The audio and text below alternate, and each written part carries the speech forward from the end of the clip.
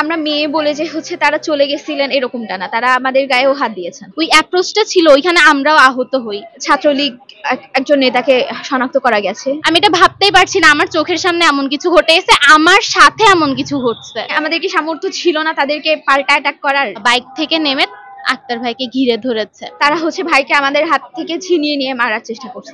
আসলে এই ঘটনা আমি নিজে মনে করলেই আমার আসলে এই জিনিসটা আমাকে খুব বেশি পেইন দিচ্ছে। কাপড়ে একটা মানুষের তাজা রক্ত লেগে আছে। মার শুরু করে খুবই বাজে ভাবে। আমরা আমাদের প্রেস রিলিজ শেষে আমরা আমাদের গন্তব্যে যাচ্ছিলাম, পরবর্তী গন্তব্যে। তো তখন বৃষ্টি শুরু হয়।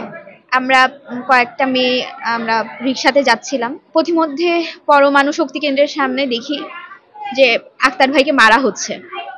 আমরা 3 জন ছিলাম। আমরা রিক্সা থেকে দ্রুত নামিয়ে এবং আক্তার ভাইকে আগলে ধরার চেষ্টা করি। ওরা আমাদের থেকে আক্তার ভাইকে সরিয়ে নিয়ে গিয়ে মারতে চাচ্ছিল। ওরা আমাদেরকে ধাক্কা দিয়ে সরিয়ে আমাদের থেকে আক্তার ভাইকে ছিনিয়ে নিয়ে আক্তার ভাইকে মারতেছিলেন। আমরা মেয়ে বলে যে তারা চলে গেছিলেন এরকমটা না, তারা আমাদের গায়েও হাত দিয়েছেন। প্রাথমিকভাবে আমরা কারোর সাথেই এইভাবে শত্রুতা করতে চাই না, কিন্তু তারপরেও ঘটনা যেটা ঘটেছে সেটা তো ঘটেছেই। কিন্তু কারোর উপর আমাদের কোনো অভিযোগ নাই। রনি নামে ছাত্রলীগ একজন নেতাকে শনাক্ত করা গেছে, যাকে চেনা গেছে। আমরা ভাইকে আগলে ধরতে গেছিলাম যে ভাইকে যেন না মারে। তখন আমাদের হাত থেকে ছিনিয়ে নিয়ে আমাদেরকে ঠেলে সরিয়ে ফেলিয়ে দিয়ে তারা ভাইকে আমাদের হাত থেকে ছিনিয়ে নিয়ে মারার চেষ্টা করছে। আমাদের সংগঠনটা নতুন পদযাত্রা শুরু করছে যেই মূলনীতিকে সামনে রেখে, দায়ী দরদ মানবিকতা। সেই মানবিকতার খাতিরেই আমরা কি পারতাম না, তারা যে আমাদেরকে অ্যাটাক করছে, মানে আমাদের কি সামর্থ্য ছিল না তাদেরকে পাল্টা অ্যাটাক করা হয় নাই। কারণ দায়ী দরদ মানবিকতা আমরা রক্ষা করে চলবো, রক্ষা করে চলা হবে। আপনি ভাবুন, আমার কাপড়ে একটা মানুষের তাজা রক্ত লেগে আছে। যেই মানুষটা একটু আগে হাঁটছিল সে এখন বিছান সজ্জা, তার জ্ঞানও ঠিকঠাক ভাবে নাই। কি বলবো, আমাদের আমরা সব জায়গায় দায়ী দরদ মানবিকতাকে প্রতিষ্ঠা করতে চাই। এটাই হোক, এই সহিষ্ণুতা তৈরি হোক, এই অসহিষ্ণুতা, এই অমানবিকতা এটা দূর হয়ে যাক। আমরা একে অন্যকে যেন গ্রহণ করতে পারি ভালোভাবে, এটাই, আর কোনো দাবি নাই আমাদের। আমরা যখন টিএসসি থেকে বার হই, আমরা সেন্ট্রাল ফিল্ডের উদ্দেশ্যে আমরা যাচ্ছিলাম। ওই সময় আমরা রিক্সা নিয়ে আমি ও ছিলাম, আমাদের আরো একজন বান্ধবী ছিল এবং সাথে পেছনের রিক্সায় আরো 2 জন ছিল এবং আক্তার ভাই আরো কয়েকজনের সাথে হেঁটে সেন্ট্রাল ফিল্ডের ওইদিকে যাচ্ছিলেন। তো আমরা যখন রিক্সা নিয়ে ওনাদেরকে ক্রস করি, হঠাৎ করে দেখি কিছু মানুষ বাইক থেকে নেমে আক্তার ভাইকে ঘিরে ধরেছে এবং তারা হুট করেই মার শুরু করে খুবই বাজে ভাবে।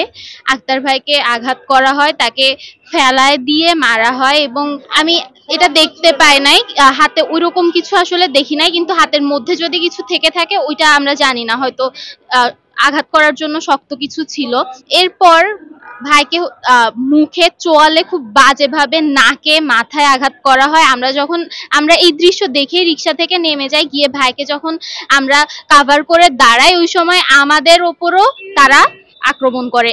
প্রকার তারা আমাদেরকে হাত দিয়ে মারে নাই, কিন্তু তারা আক্তার ভাইকে আমাদের থেকে ছিনিয়ে নেওয়ার জন্য যেভাবে মারছিল, মানে যেভাবে তারা ওই অ্যাপ্রোচটা ছিল, ওইখানে আমরাও আহত হই, আমাদের ওপরে ওই আঘাতটা আসে এবং এর ফলে যেটা হয় যে আমরা তো আঘাত পেয়েছি, আমাদের ভেতরে একজন আছে যে শ্বাসকষ্টে ভুগছে, তার অবস্থা এখন বেশ খারাপ, তাকে এক্সরে করানো হয়েছে এবং আরো একজন আপু আছে যিনি বুকে আঘাত পেয়েছেন।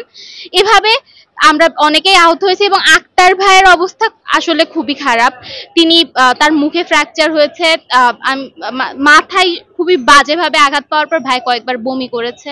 আসলে এই ঘটনা আমি নিজে মনে করলেই আমার আসলে এই জিনিসটা আমাকে খুব বেশি পেইন দিচ্ছে। আমি এটা ভাবতেই পারছি না, আমার চোখের সামনে এমন কিছু ঘটে গেছে, আমার সাথে এমন কিছু ঘটছে। ওনারা এলোপাতাড়ি মারছিল আক্তার ভাইকে এবং ওই মারগুলো আমাদের ওপরেও এসেছে। এভাবেই আক্তার ভাইকে রক্ষা করতে গিয়ে আমরাও এর অংশ হয়ে যাই।